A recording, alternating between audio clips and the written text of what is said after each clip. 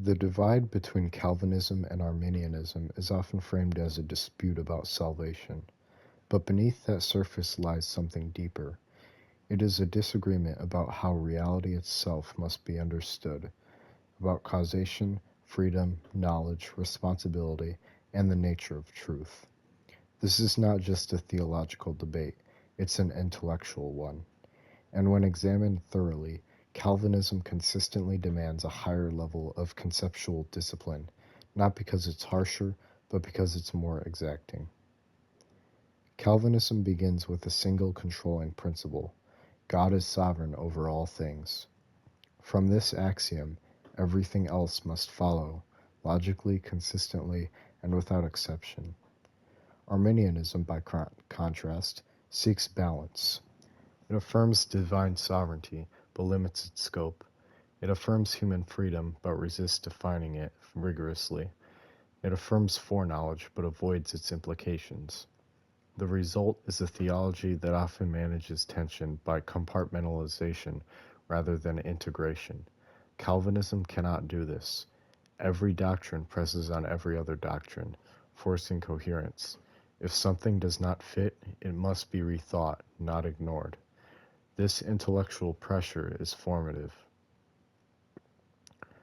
Arminianism typically grounds moral responsibility in libertarian free will, the power to choose otherwise in identical circumstances.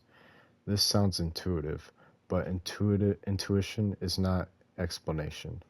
Libertarian freedom introduces unresolved problems: how choices arise without sufficient cause, how foreknowledge does not collapse into determinism, how chance does not replace responsibility. Calvinism rejects this framework entirely. It grounds responsibility in desire, intention, and nature, not hypothetical alternatives.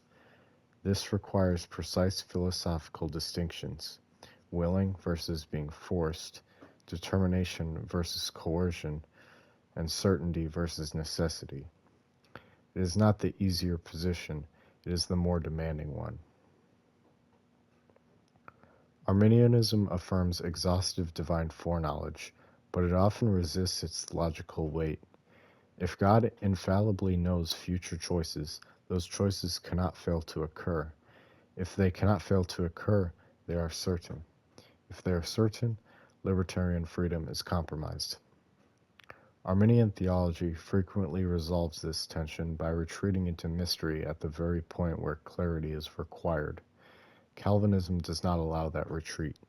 It follows the chain of reasoning to its conclusion, even when the conclusion is uncomfortable. This trains the intellect to respect implication, not just assertion. In Arminianism, grace is resistible. God offers salvation equally to all, but its success depends on human response. This preserves human autonomy, but at the cost of explanatory clarity. Why does one sinner respond and another does not? What differentiates the believer from the unbeliever at the decisive moment? Arminianism must answer something within the human will. Calvinism refuses this move. It insists that grace must explain the difference entirely, or it is not grace at all. This eliminates flattery of the human agent and demands a more rigorous account of causation. Again, the harder explanation wins. Arminian theology often assumes a kind of cognitive neutrality. The sinner is fallen, but still capable of decisive spiritual insight unaided. The will is weakened, but not enslaved. Calvinism denies this. Total depravity extends to the intellect itself. Reason is impaired, desire is misaligned, perception is distorted. This does not lead to anti-intellectualism. It leads to intellectual humility, a recognition that truth must be received, not generated. The Calvinist thinker is trained to question his own reasoning first. That discipline strengthens the mind rather than weakening it. Arminianism often treats God as a participant within a larger rational framework. He knows truths, he responds to events, he adjusts to free decisions.